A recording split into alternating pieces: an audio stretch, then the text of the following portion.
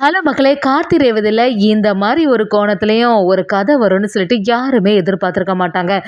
சிவனாடியும் முத்துவேலும் சேர்ந்து ராஜராஜனுக்கு மேல ஒரு பொய் பழிய போடும்போது, சாமுண்டேஸ்வரி செம அதிரடியா அந்த இடத்துல சந்திரகலாவை எதிர்த்து நின்னு ராஜராஜனுக்கு மேல எந்த தப்புமே இல்லைன்னு சொல்லிட்டு நிரூபிக்க போறாங்கன்னே சொல்லலாம். வீடியோக்குள்ள போறதுக்கு முன்னாடி நம்ம சேனலுக்கு சப்ஸ்கிரைப் பண்ணுங்க. அப்படியே பக்கத்துல இருக்க பெல் ஐகானை கிளிக் பண்ணுங்க. அப்பதான் நான் போடுற வீடியோலாம் உங்களுக்கு நோட்டிஃபிகேஷனா வரும். நம்ம கார்த்தியும் ஒரு வழியா நம்ம மாமாவை இந்த பூஜைக்கு கூட்டிட்டு வந்துட்டோம். நல்லபடியா இந்த பூஜை நடக்கணும் அப்படின்னு சொல்லிட்டு யோசிக்கும்போது, சிவனாடி முத்துவேல் இதை எதிர்பார்க்கவே இல்ல. சந்திரகலா கிட்ட எல்லா விஷயத்தையும் சொல்லும்போது சந்திராவும் என்னோட அக்காக்காரி எந்த பக்கம் மாறிட்டானே தெரிய மாட்டேங்குது. அந்த மாமாவுக்கு அந்த கார்த்தி தான் உயிரை காப்பாத்தனா அப்படின்னு சொல்லிட்டு தெரிஞ்ச உடனே அன்னையிலேருந்து இந்த குடும்பமே இந்த கார்த்தியை தான் பெருசா நினைச்சிட்டு இருக்காங்க போல. இன்னைக்கு கூட அவன் கூப்பிட்ட உடனே மறு வார்த்தை பேசாம என் அக்காக்காரி இப்படி ராஜராஜன் மாமாவை அனுப்பிட்டா அப்படி சொல்லும்போது, அதை கேட்ட சிவனாடியும் சரி சந்திரா, இனி நம்ம தான் ஏதாவது ஒரு திட்டத்தை போடணும், ஏதாவது ஒரு ஐடியா இருக்கா அப்படின்னு சொல்லிட்டு எல்லாரும் சேர்ந்து ஒரு திட்டத்தை போடுறாங்க. சரி, ராஜராஜன் தானே இதுல முக்கியமான ஆளு, அவன் மேலேயே ஏதாவது ஒரு பொய் பழிய போட்டுட்டோன்னு வச்சிங்களா, அதுக்கப்புறமா இந்த பூஜை நல்லபடியா நடக்காதுல்ல, எப்படியும் உங்களுக்கு தான் முதல் மரியாதை கிடைக்கணும் அப்படின்னு சொல்லிட்டு சந்திரகலாமும் நம்ம சிவனாடி கிட்ட சொல்லும்போது முத்துவேல் சிவனாடி சேர்ந்து ஒரு பிளானை போடுறாங்க. சரி, ராஜராஜனுக்கு மேலே ஏதாவது ஒரு பழிய போடணும், அதுக்கு என்ன செய்யறது அப்படின்னு சொல்லிட்டு யோசிக்கும் போது சந்திரகலா நம்ம சாமுண்டேஸ்வரியோட நகையை அந்த வீட்டிலேருந்து யாருக்கும் தெரியாமல் எடுத்து அப்படியே நம்ம சிவனாடிகிட்ட கொடுத்துட்றாங்க. சிவனாண்டி அதை வச்சு என்ன செய்ய போறாங்க? அதே சமயத்துல இன்னொரு சைடு நம்ம ரேவதி எல்லாரும் குடும்பத்தோட சந்தோஷமா இருக்காங்க. ரேவதி நம்ம கார்த்தி மாமா இப்படிலாம் நடக்கும் நான் கொஞ்சம் கூட எதிர்பார்க்கவே இல்லை. ஆனா யாருக்கும் தெரியாம எனக்கு இந்த தலையில இந்த பூவை எனக்கு வச்சு விடுங்களேன் அப்படி சொல்லும்போது கார்த்தியும் என்ன ரேவதி, எல்லாரும் பக்கத்துல யாராவது பார்த்துட்டாங்கன்னு வச்சுக்க, அப்புறமா நம்ம போட்ட நாடகம் எல்லாமே அவங்களுக்கு தெரிஞ்சிடும் அப்படி சொல்லும்போது நம்ம கார்த்தியும் அதை பத்தி நீங்க கவலைப்படாதுங்க மாமா, எல்லாருமே அங்கதானே நிக்கிறாங்க, நீங்க எனக்கு தலையில இந்த பூ வச்சு விடுங்க அப்படி சொல்லும்போது நம்ம கார்த்தி ரேவதியோட தலையில பூ வைக்கிறாங்க.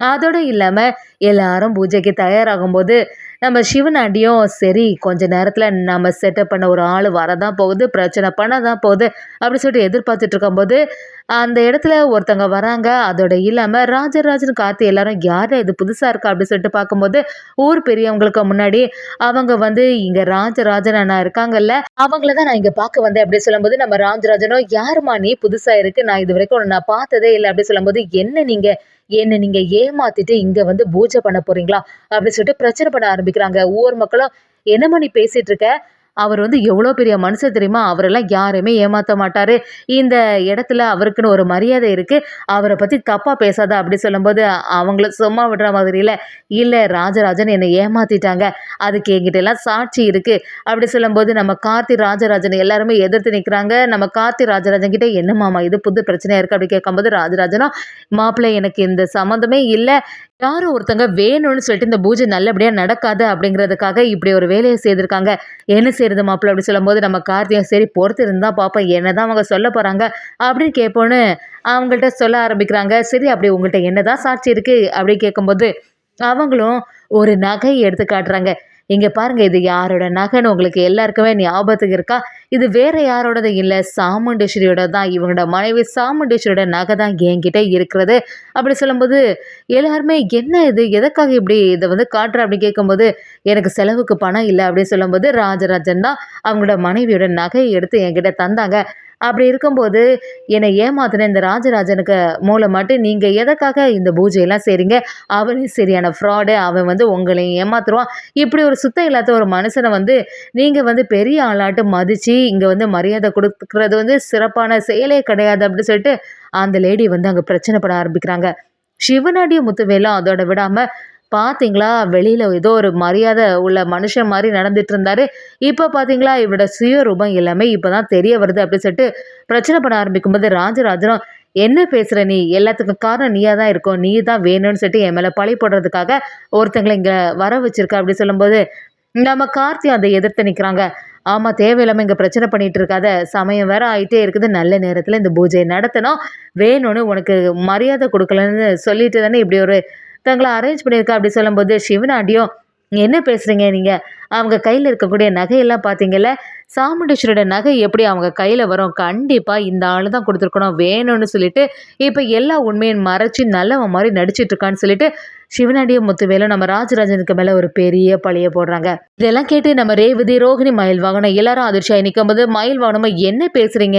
ஊர் மக்களுக்கு முன்னாடி இப்படி ஒருத்தவங்க வந்து சொன்னா, எங்க மாமா வந்து நல்லவங்க கிடையாது அப்படின்னு நாங்க நம்பிருவோமா? எங்க மாமாவ பத்தி எங்களுக்கு நல்லாவே தெரியும். வேணும்னு சொல்லிட்டு இவங்க மேல பொய் பழிய போட்டிருக்கீங்க அப்படின்னு சொல்லிட்டு பிரச்சனை பண்ணும்போது, சரி என்ன பழி தான் போட்டுட்டு எப்படி நகை இங்க வந்துச்சு? சாமுண்டீஸ்வரர் நகை எப்படி இங்க வரும்? கண்டிப்பா இவர தவிர வேற யார் எடுத்து குடுத்துருப்பா? அப்படின்னு சொல்லிட்டு பிரச்சனை பண்றாங்க. நம்ம கார்த்தியும் எனக்கு யாரோட வேலைன்னு நல்லாவே தெரியும். அத பத்தி நான் பார்த்துக்கிறேன் அப்படி சொல்லும்போது, ஊர் மக்கள் எல்லாரும் ஒரு குழப்பத்தோட இருக்காங்க. கார்த்திகை ஊர் மக்கள்ட்ட, சரி இந்த பிரச்சனை எப்படியாவது நான் வந்து தீர்வு சொல்லலாம் அப்படி சொல்றாங்க. அதே சமயத்துல ஊர் மக்கள சிவனாண்டிய பயங்கரமா குழப்பி விடுறாங்க. இப்படிப்பட்ட ஒரு மனுஷருக்கு மரியாதை குடுத்து, நீங்க இந்த பூஜைய நடத்தினா கும்பாபிஷேகம் நல்லபடியா நடக்குமா? அத வந்து சாமி ஏத்துப்பாங்களா? அப்படிங்கிற மாரி ஒரு குற்றச்சாட்ட வைக்கும்போது, நம்ம கார்த்தியும் கண்டிப்பா இவங்க வந்து பொய்யான ஆளு. இவங்க வந்து சொல்றது எல்லாமே பொய்.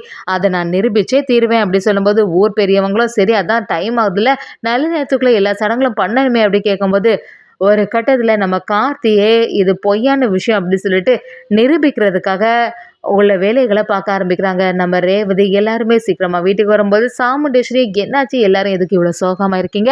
அப்படி கேட்கும்போது, நம்ம சாமுண்டீஸ்வரிக்கு இந்த விஷயம் தெரிய வருது. அது தெரிஞ்சு சும்மா விடுவாங்களா? என்னது இவ்ளோ பெரிய பழிய யார் போட்டாங்க? அப்படியெல்லாம் என்னோட ஹஸ்பண்ட் ராஜராஜன் செய்யறதுக்கு வாய்ப்பே இல்ல.